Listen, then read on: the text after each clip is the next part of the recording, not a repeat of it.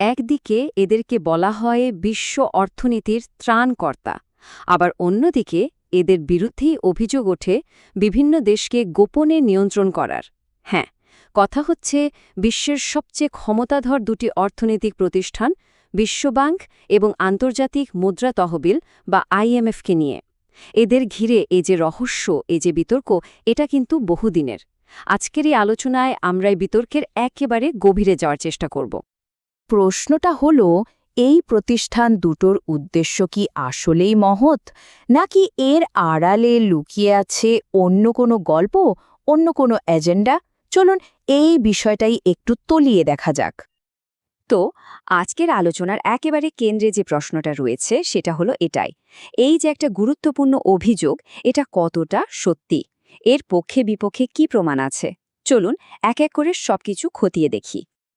আচ্ছা, এই পুরো বিতর্কটা ঠিকঠাক বুঝতে হলে আমাদের কিন্তু আগে জানতে হবে যে প্রতিষ্ঠানগুলো আসলে কারা, কোত্থেকে এলো, আর কাগজে কলমে তাদের ঠিক কী কাজ করার কথা। চলুন খুব সংক্ষেপে এদের পরিচয়টা জেনে নেওয়া যাক।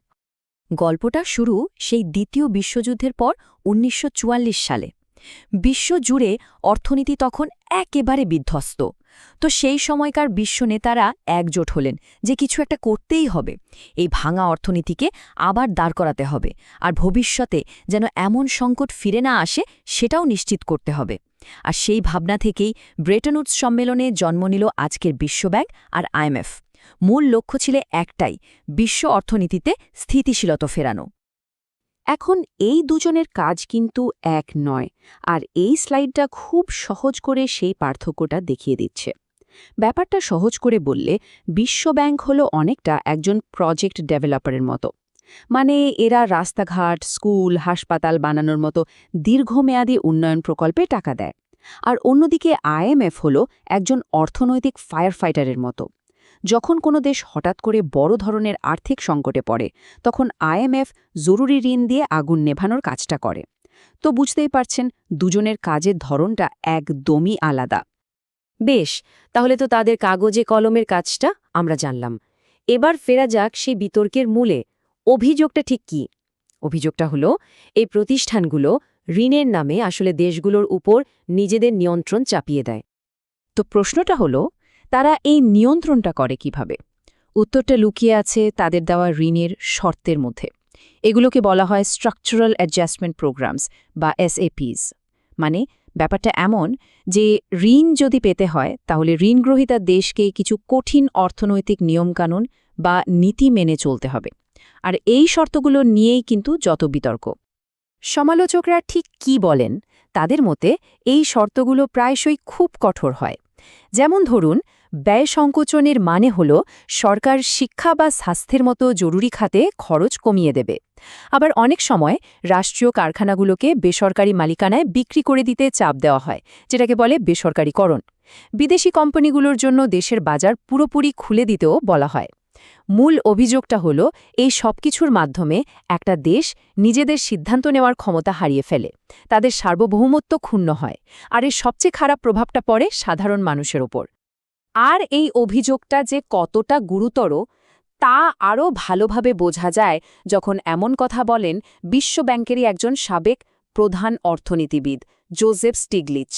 তার এই একটা কথাই যেন পুরো বিতর্কের সারমর্ম, যে দেশগুলো ঋণ নেয় তারা তাদের অর্থনৈতিক স্বাধীনতা হারিয়ে ফেলে, তাদের নীতির মালিক হয়ে ওঠে অন্য কেউ। কিন্তু গল্পের তো সবসময় দুটো দিক থাকে, তাই না? আইএমএফ আর বিশ্বব্যাংক কেন এই শর্তগুলো দেয়? নিশ্চয়ই তাদেরও কিছু বলার আছে। চলুন এবার তাদের দিক থেকে বিষয়টা বোঝার চেষ্টা করি। তাদের ভাষ্যমতে ব্যাপারটা মোটেও নিয়ন্ত্রণ নয়, বরং দায়িত্ববোধের। তাদের মূল লক্ষ্য হল এটা নিশ্চিত করা যে যে টাকাটা ঋণ দেয়া হচ্ছে সেটা যেন ফেরত আসে, আর শুধু তাই নয়, যে দেশটা সংকটে পড়েছে তার অর্থনীতি যেন আবার ঠিকঠাক পথে ফিরে আসে। তারা মনে করে এই অর্থনৈতিক সংস্কারগুলো ছাড়া একটা দেশের পক্ষে ঘুরে দাঁড়ানো সম্ভবই নয়। এই স্লাইডটা কিন্তু পুরো প্রক্রিয়াটা খুব সহজ করে দেখিয়ে দিচ্ছে। দেখুন, প্রথমে কি হয়, একটা দেশ যখন মারাত্মক আর্থিক সংকটে পড়ে তখন তারা সাহায্যের জন্য আইএমএফের কাছে আবেদন করে। এরপরই শুরু হয় আসল খেলা। দুই পক্ষের মধ্যে লম্বা আলোচনা চলে, দর কষাকষি হয় যে ঠিক কোন কোন অর্থনৈতিক নীতি মানতে হবে। সবকিছুতে একমত হলে আইএমএফের বোর্ড সেই ঋণ আর শর্তগুলো অনুমোদন করে আর সবশেষে দেশটা যখন এক একটা শর্ত পূরণ করতে থাকে তখন ধাপে ধাপে কিস্তিতে ঋণের টাকা দেওয়া হয়। এর মাধ্যমে তারা নিশ্চিত করে যে তাদের পরামর্শগুলো মানা হচ্ছে। তাহলে আমরা কি দেখলাম? একদিকে বলা হচ্ছে এটা একটা দেশের ওপর একছত্র নিয়ন্ত্রণ চাপিয়ে দেওয়া, আর অন্যদিকে বলা হচ্ছে অর্থনীতির ভালোর জন্যই এই কঠিন সংস্কারগুলো জরুরি। সত্যিটা হয়তো এই দুয়ের মাঝামাঝি কোথাও একটা লুকিয়ে আছে। এই স্লাইডটা আমার খুব পছন্দের, কারণ এটা পুরো বিষয়টাকে একটা টেবিলের মধ্যে নিয়ে এসেছে। দেখুন, একই মুদ্রার দুটো পিঠের মতো। সমালোচকরা ঋণের শর্তকে দেখছেন একটা দেশের সার্বভৌমত্বের ওপর আক্রমণ হিসেবে, আর প্রতিষ্ঠানগুলো বলছে এটা দায়িত্বশীল ঋণদানের জন্য একটা জরুরি সুরক্ষা ব্যবস্থা। যেখানে এক পক্ষ ব্যয় সংকোচনকে দেখছে সাধারণ মানুষের ক্ষতি হিসেবে, অন্য পক্ষ সেটাকে বলছে অর্থনীতি সারানোর জন্য একটা তেতো কিন্তু প্রয়োজনীয় ওষুধ। তার মানে এর কোনো সহজ সরল উত্তর নেই। একদিকে যেমন অর্থনৈতিক স্থিতিশীলতার জন্য সংস্কারের প্রয়োজন আছে, তেমনি একটা দেশেরও অধিকার আছে তার নিজের ভবিষ্যৎ নিজে নির্ধারণ করার। আসল প্রশ্নটা হয়তো এটাই যে এই দুইয়ের মধ্যে সঠিক ভারসাম্যটা কোথায়, কিভাবে সেটা তৈরি করা সম্ভব। এই বড় প্রশ্নটাই হয়তো আমাদের সবার ভাবার জন্য রইল।